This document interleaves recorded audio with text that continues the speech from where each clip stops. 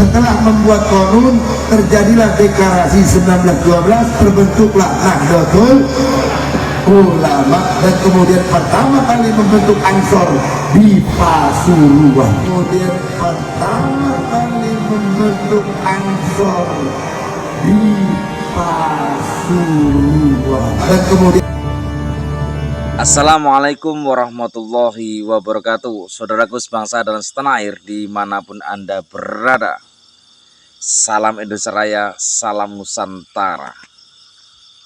Saya sangat heran dan heran sekali dengan pengurus besar Nahdlatul Ulama, dengan bukti-bukti autentik bahwasannya dari kaum habaib ketika berceramah tentang sejarah berdirinya Nahdlatul Ulama.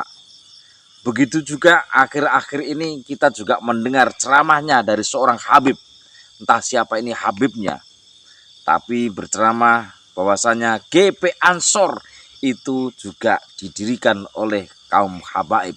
Saudara, apakah kita juga akan diam? Apakah itu memang faktanya bahwasanya GP Ansor itu didirikan oleh para habaib?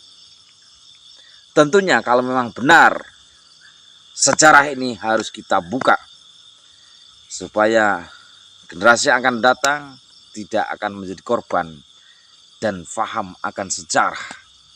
Jadi saudaraku sebangsa dan setanah air dimanapun Anda berada, kita dengarkan bersama ceramah dari seorang habib yang mengatakan bahwasanya berdirinya GP Ansor itu dari kalangan mereka. Ini dia videonya.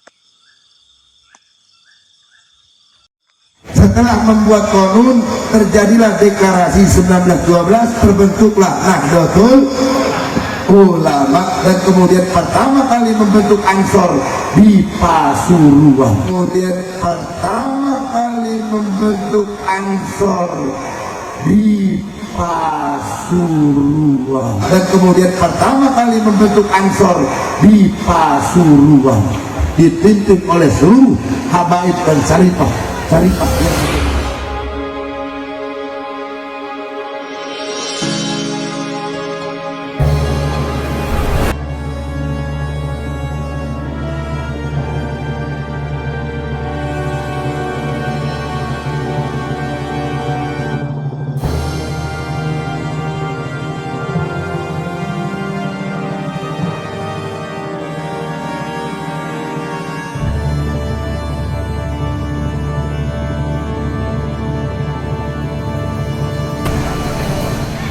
diharapkan warga NU nanti mampir ke makom selain Sapuro, makom Tegal, makom Agut bil Arif Billah Al Habib Muhammad bin Tahir Al Haddad.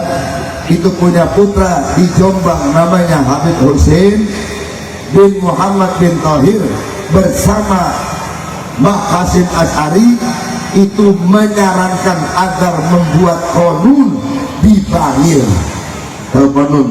Konun itu asas-asas Nahdlatul Ulama.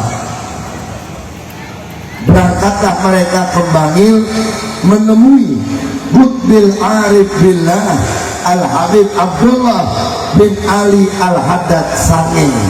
Nah, ini bukan dominasi marga ya, mentang-mentang saya Al Haddad gitu. Habib Abdullah ini adalah guru daripada Syekhuna Khalil Bangkalan dan guru daripada Al-Habib Muhammad bin Ahmad Al-Muhdar Bondowoso yang kubulannya di Ampel, dan juga banyak melahirkan wali min auliyaillah dari kaum Ajam. Namanya kuburannya di Sangeng, di Bangil.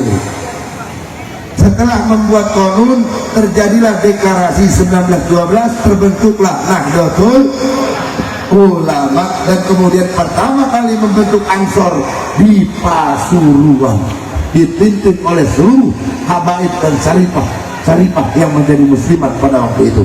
Sallu ala Nabi Muhammad, sallu ala Nabi Muhammad. Tadi Simbah Farad bilang bahwa semuanya telah dilahirkan daripada cucunya Nabi besar Muhammad Sallallahu Alaihi Wasallam. Dan orang Indonesia dipanggil oleh para habaib dengan sebutan ahwal. Apa namanya? Ahwal. Ahwal itu adalah saudara nenek. Saudaraku sebangsa dan setanah air dimanapun Anda berada, itulah pengeklaman yang dilakukan oleh seorang Habib ketika sedang berceramah. Apakah memang benar seperti itu? Lalu kalau tidak benar, kenapa PBNU masih diam dan tidak melakukan sebuah tindakan-tindakan untuk meluruskan sejarah berdirinya NU maupun sejarah berdirinya GP Ansor? Apakah memang sengaja PBNU menutup telinga? Apakah memang sengaja PBNU menutup matanya? Saudara sebangsa dan setanah air, kita sebagai warga Nahdliyin yang sejak zaman dulu sudah diceritakan tentang sejarahnya berdirinya Nahdlatul Ulama dan berdirinya GP Ansor. Tentunya kita sebagai warga Nahdliyin ketika mendengar pengeklaman seorang Habib itu akan mengeluarkan reaksi diri kita masing-masing. Wajar kita sebagai warga Nahdliyin bereaksi seperti itu.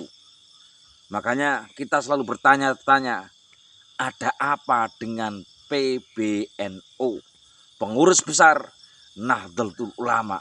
Ada apa ini sebenarnya?